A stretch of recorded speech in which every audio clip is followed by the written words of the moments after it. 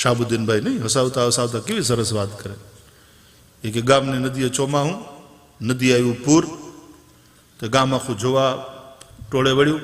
બે કાંઠે નદી વહી જતી હતી અને એમાં તબલાની જોડ તણાતી તણાતી જતી હતી. જોયું એટલે બે બાપા બોલ્યા કે એલા હાવ ટીકડી બંધ, હાવ નવી તબલાની જોડ જાય તણાતી તણાતી, અને આપણે હમણાં નોરતા આવશે અને તબલાની જરૂર છે, એટલે જેને તરતા આવડતું હોય બે પડો.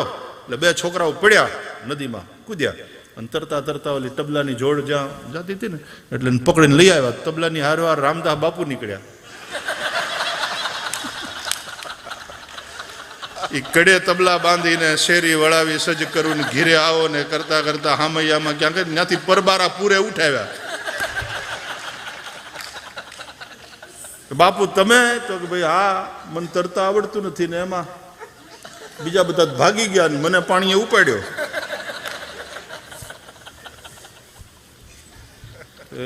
રામદાસ બાપુ બચી ગયા એમાં. પણ પછી શાહબુદ્દીનભાઈ સરસ કહે કે આનો મતલબ એમ છે કે જીવનમાં જો એકાદ પણ કળાનો આર્ટનો તમે સહારો લ્યો ને તો તમે બચી જાઓ, ડૂબતા બચી જાઓ. હાસ્ય કલાકારો સાહેબ બહુ મોટી સેવા કરે છે સમાજની. કારણ કે અત્યારે જે રીતે માણસ સ્ટ્રેસમાં જીવે છે એમાંથી એને હસતો કરવો બહુ મોટી વાત. એટલે મને જેઠાલાલ ગમે અને દયાબેન ગમે. એ બધા કલાકારો ઘણીવાર આવે કથામાં ને એના પ્રોડ્યુસરને, ત્યારે બધાને હું વાહો થાબડું એને અભિનંદન આપું કે તમે બહુ મોટું કામ કરો છો, તમે લોકોને હસતા કરો છો. અડધી દવા લેવાની ઓછી થઈ જાય જો માણસ સરખી રીતે હસતો રહે ને. રોજ થોડો હાસ્ય યોગ કરવો. તમને ખબર છે શું થાય? રોજ પત્ની પકાવીને જમાડતી હોય, પત્ની પકાવે અને પત્ની જ પકાવે.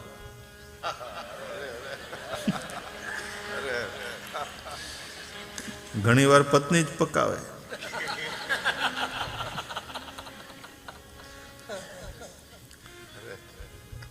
તમે લોકો બધા હોશિયાર બહુ છો, अच्छे श्रोता हो, बहुत बहुत ठीक समझते हो. તો પત્ની જ પકાવે, બહુ ટેસ્ટી હોય.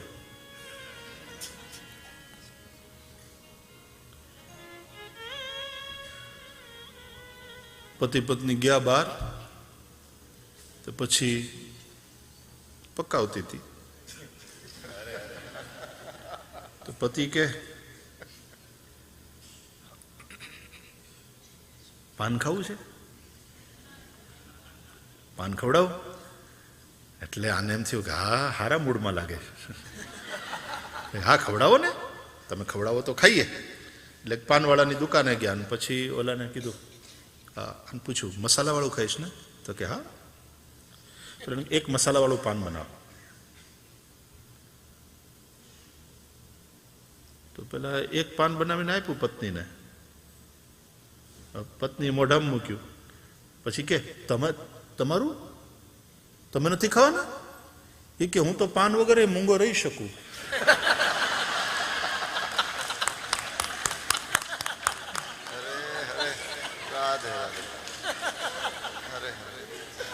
રાધે રાધે, શ્રી રાધે.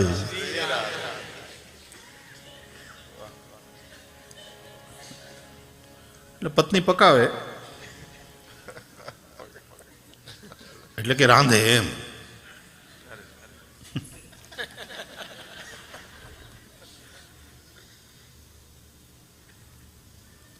એને બદલે રોજ પકાવતી હોય એટલે કે રસોઈ કરતી હોય ને પ્રેમથી જમાડતી હોય, એમાં કોઈક દિવસ રજાનો દિવસ હોય અને પતિ એમ કે આજ બીજું કોઈ કિચનમાં નહીં જાય, આજ બંદા.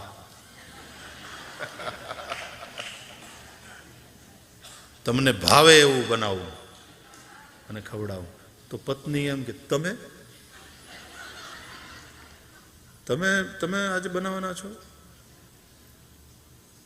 તો છોકરી એમ કે પાપા કમ ઓન,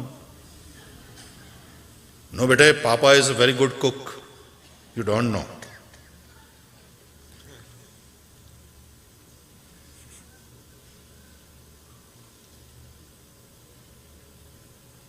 આવું બધું કહું ને એટલે પછી મને ઘણા બધા દ્રષ્ટાંત યાદ આવે, પણ હવે જવા દો બધું. મને એમ થાય કે આ મને આમ ઉભરાય તો બહુ જાય છે.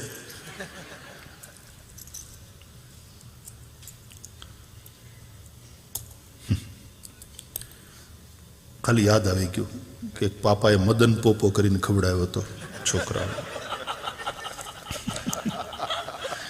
આવડાને ખબર છે એટલે એને આનંદ લીધો. તમે રહેવા દો, ચાલો.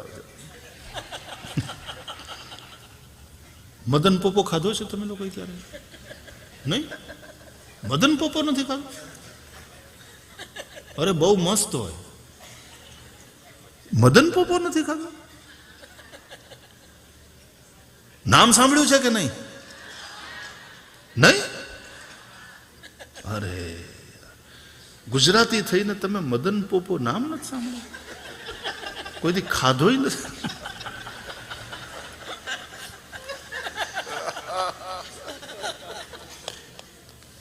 કમાલ છે. કમ ઓન યાર, મદન પોપો, હેવન્ટ યુ હર્ડ?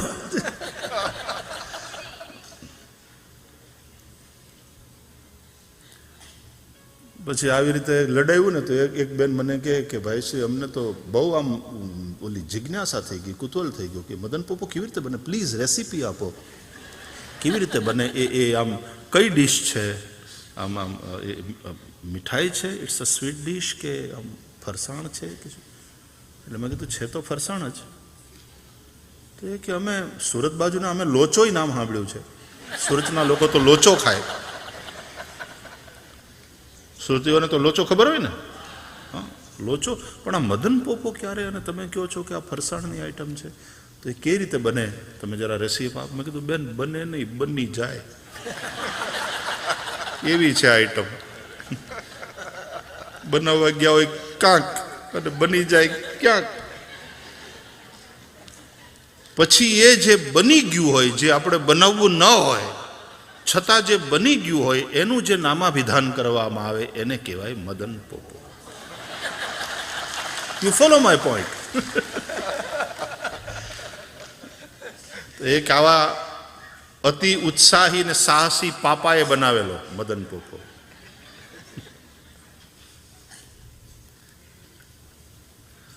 અમારે સાંઈરામ પેંડાની વાત કરે છે ને, સાંઈરામ આપણા છે ને કલાકાર, હશે કલાકાર, તો એ પેંડાની વાત. તો પેંડા હાવ આમ લિક્વિડ ફોર્મમાં જ રહ્યા, ઠર્યા જ નહીં. પછી રકાબીમાં ભરી ભરીને પેંડા પીધા બધા. તો પછી બહુ સરસ કહે, પછી જેવા પેંડાની વાત કરીએ ને એટલે કે અમારા છોકરા રકાબી લઈને આવે, પેંડા આપો, મારે પેંડો પીવો. પેંડો ખાવો એમ નહીં, પેંડો પીવો એમાં હોય.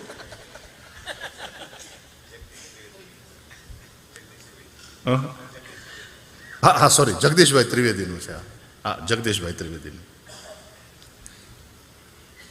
પેંડા પીવો. બહુ સરસ જગદીશભાઈ લડાવે. સારા આપણા બધા હાસ્ય કલાકારો છે આ.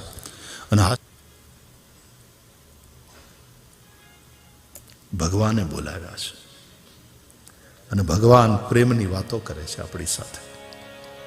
એનું નામ આ ભાગવત. અને એ રીતે કથા સાંભળશો ને તો જે આનંદ આવશે જુદી રીતનો હશે. જન્માંતરે ભવેત પુણ્યમ તદા ભાગવતમ લભે. તો આપણે તો કથાને આપણા ડે ટુ ડે લાઈફ સાથે જોડીને જોવી છે. અને કથા મને ક્યાં ઉપયોગી થાય છે, મારી સમસ્યાના તાળા આ કથાના પ્રસંગોથી ને કથાના સૂત્રોથી ક્યાં ખુલે છે, કેવી રીતે ખુલે છે, મારે એ કામ છે.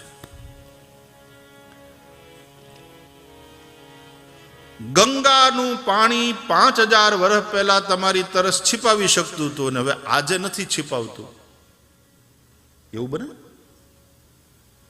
તે દિવસે તે તમારી તરસ छिपाવતી હતી ગંગા, અને આજે પણ ગંગા તમારી તરસ छिपाવે. એમ કથા આજે પણ ઉપયોગી છે. એટલા માટે તો વારંવાર કથાના આયોજનો થાય છે, વારંવાર આપણે બેસી, કથા ભલે ની એની એ હોય, પણ દર વખતે આપણને એમાંથી કંઈક ને કંઈક નવી વાત, કોઈક નવું સમાધાન प्राप्त થાય છે। ऐसी परमात्मा की यह दिव्य कथा। आओ 2 મિનિટ ભગવાન નામ આશ્રય કરીએ। આ વચ્ચે એકવાર કીર્તન કરાવવું એ શું છે? જમતા જમતા વચ્ચે થોડું પાણી પીવું જોઈએ, ઘૂંટડો, ભોજન મધ્યે પીબેત વારી। હરિનારાયણ ગોવિંદા,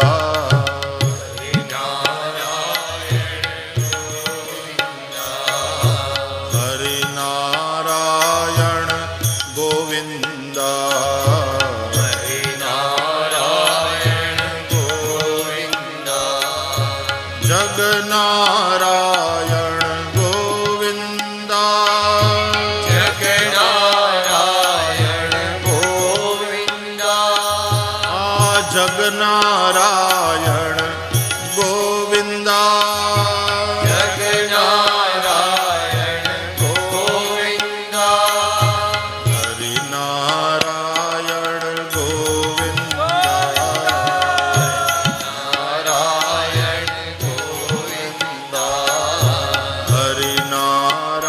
પ્રભુ નારાયણ ગોવિંદા,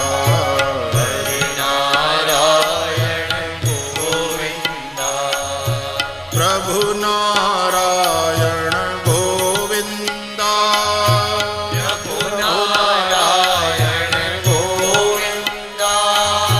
પ્રભુ નારાયણ ગોવિંદા,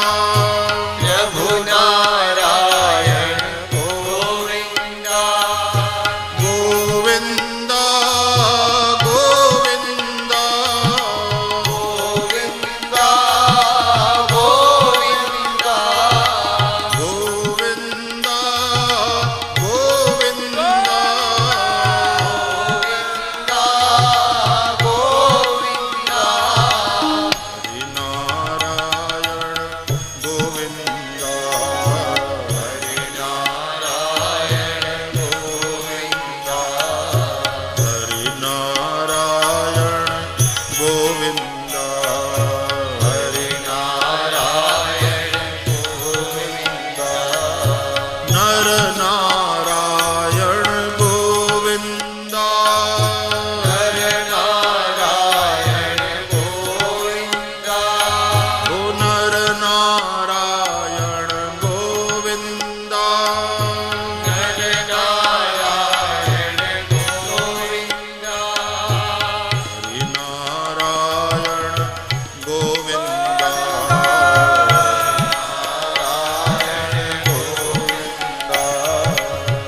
હરિના